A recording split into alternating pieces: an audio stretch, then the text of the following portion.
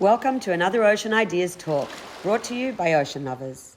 I am delighted to welcome Jason Peers. Jason spoke at the Blue Solution Summit last year, is a champion in this space. Jason is going to be sharing with us the 101 on the 30 by 30. So essentially, why we need marine protection, where we are with the 30 by 30 target, and where we need to focus our efforts. Please would you join me in welcoming Jason.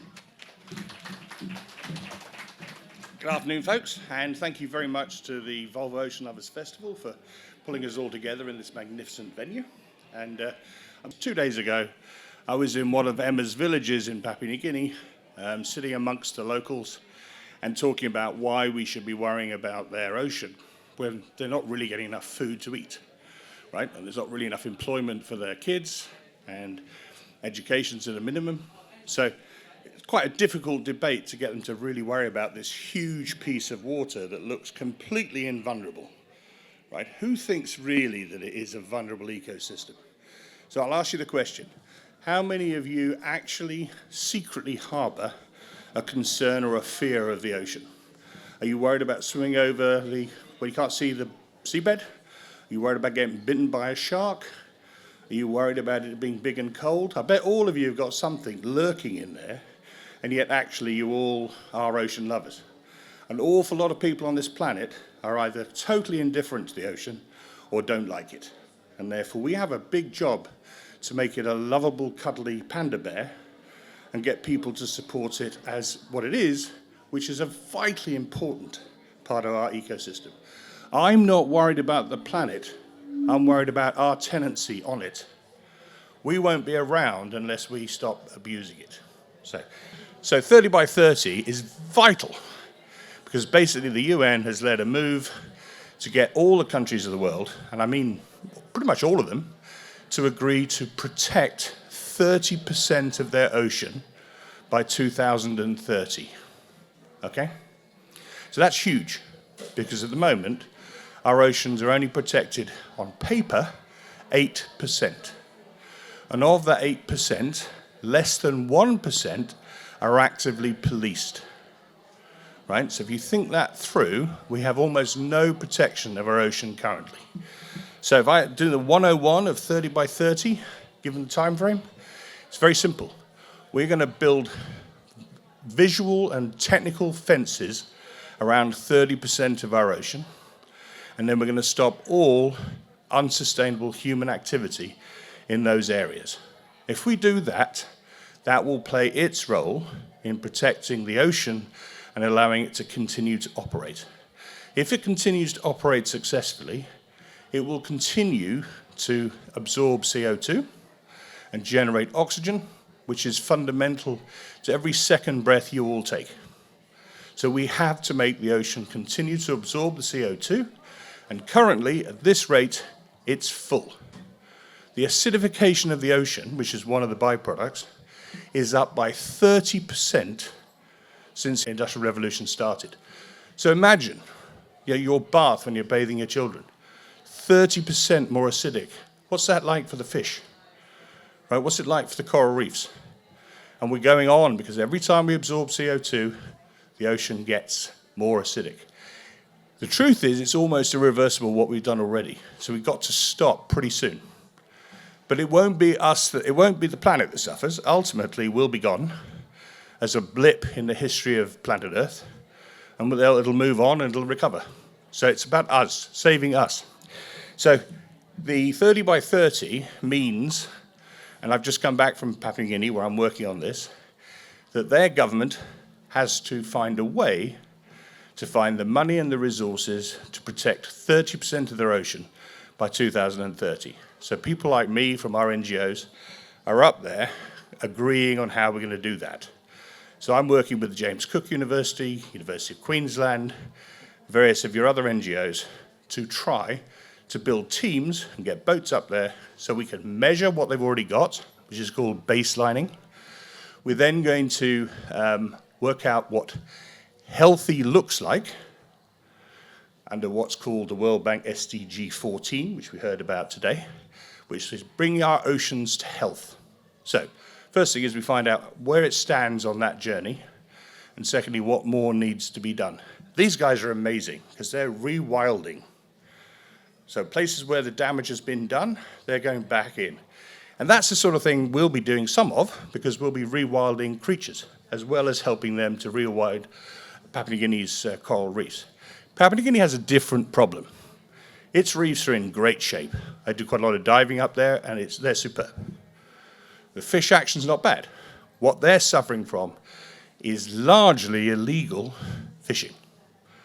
So I was in the marine operating base of one of their control agencies 3 days ago, and we had the screen up, big screen, very exciting, very James Bond, of all the boats operating in Papua New Guinea at that moment. Pretty cool. Quite a lot of fishing boats, but not that many, but all there, where they were, what they were doing, who they were. Then he hit another little button, which was the secret squirrel, really James Bondy stuff, which was measuring the ones who turned off their transponders, but had to carry on using their radar. And up popped about 500 ships. 500 ships. That included drug dealers, included illegal logging, but mostly fishermen.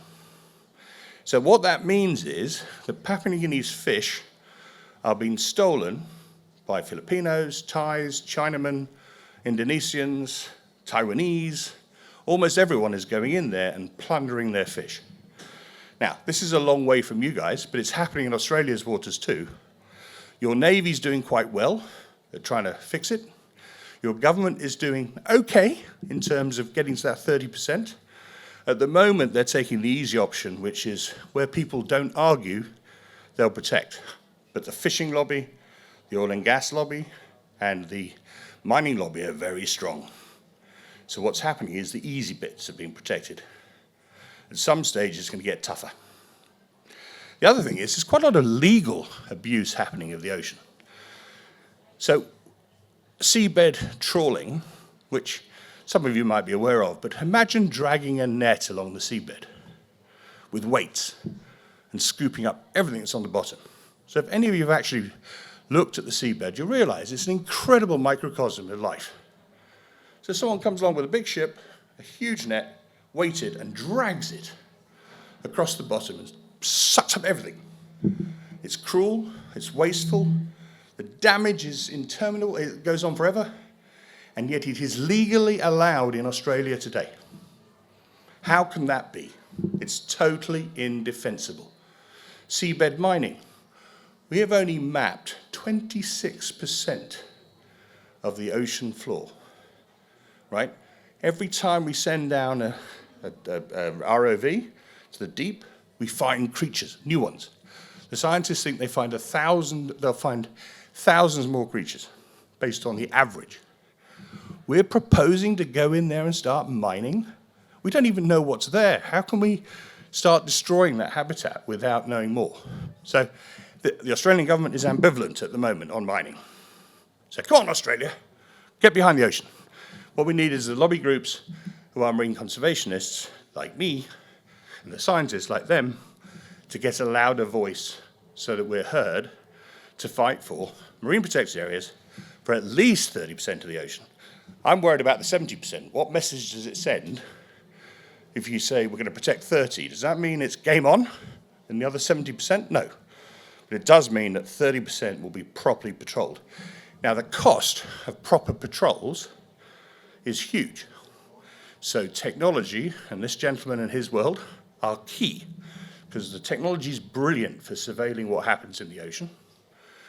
Obviously, the military have developed it, but it's there.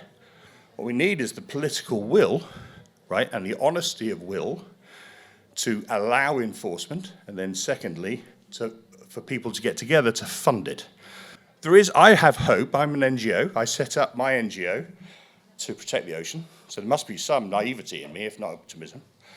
And the whole point of what I'm trying to do started with the cruelty to sharks. I was angered, outraged by the abuse of sharks. Then I worked about the cruelty of finning. And then I got down to why. That took me to the illegal fishing industry. 5th largest criminal activity by money in the world, illegal fishing. Biggest source of slavery in the world, illegal fishing, right? So, and it's also a cover for money laundering, drug trafficking, human trafficking. So illegal fishing is really bad, but it happens out there and no one sees it. Thank you, folks. Yeah, sure. The speech was useless, really, wasn't it? Any questions for Jason? There's one there. Just bring the microphone over.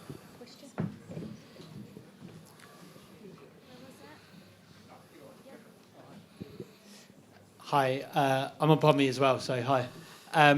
What are the legal ramifications if this target isn't hit by 2030 around the world? They won't be hit. So let's be honest, right? Because it's a big job. I've got 15% of PNG's waters to protect. That's hundreds of thousands of kilometres, right? I've got to get communities to agree to do it, governments to agree to pass it. So we're already up against it, right? And I'm ahead of it in being at PNG. So what will happen is some countries will have done well, some won't. By the time we get there, there will be a series of major global north. Who's aware of global north, global south? Right? It's a whole new jargon which you're going to hear a lot more about. Global north is a nice way of saying rich nations that have screwed up the planet, and global south is the poor countries that have suffered. And that's instead of saying developing, emerging, right? So, nothing, but they may not get access to funding if they haven't tried. One more? Do we have time for one more question? One more. Yeah. Thank you very much for your presentation, and you really across the subject. What's the political implications of the Australian government saying there's a binding agreement for 3030? What does that actually mean in reality? Well, as I just said, a lot of countries have said that and they're all going to try, but then a lot of countries also said they're going to try to limit CO2 and get the temperature down, and people aren't doing it. So it's going to come down to the increasing power of the for the planet. So what we saw at COP was a massive argument over fossil fuels. That argument was almost won by the forces for good. Almost.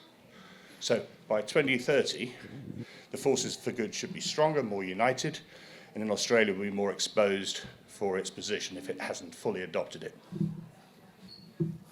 Thank you all. Thanks for tuning in. We hope you enjoyed this episode of Ocean Ideas. Please make sure to share it with your networks and help us in our mission to turn ripples of action into waves of change for our blue planet.